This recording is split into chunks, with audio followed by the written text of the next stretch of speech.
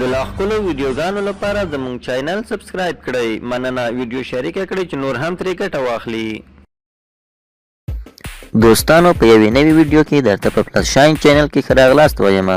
دوستانو نننۍ ویډیو د میرمنې څخه د خاوند لرېوالی ده چې یوه میرمن څومره وخت بدون له دې چې سیکس ونه کړي د خاوند سره ګزاره کولی شي.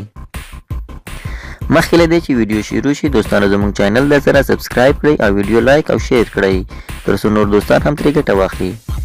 دوستانو اصلا خو مسافري د 4 میاشتو څخه ډیره منع ده چې یو واده شوی کس د میرمن کور کې پرېږدي او هغه دې لاړ شي مسافرۍ پسې.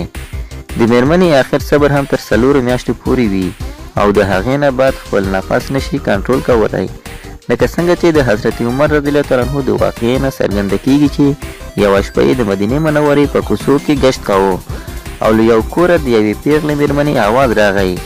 په ټپو کې یې خپل خاوند یادو او داسې یې له ځان سره ویل که چیرې ماته اوس د خدای جل جلاله وینه نه وای نو اوس به مې راسره یو کس په چپرکټ کې پروت وای.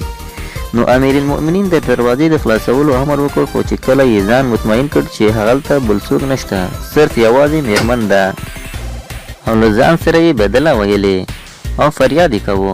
نو چې کله یې معلومات واخیستو نو دا واورېدل چې د دې ښځې خاوند جهاد ته تللی او دا یې په جدایۍ کې ډېره ځورېږي. نو حضرت عمر رضی الله عنه لاړ او د ام المؤمنین بی بی حفصې ته یې وویل چې بغیر له شرم څخه درنه یو پوښتنه کوم او ته یې راته صفا جواب راکړه، هغه دا چې یوه واده شوې میرمن څومره وخت بدون د خاوند ګزاره کولی شي.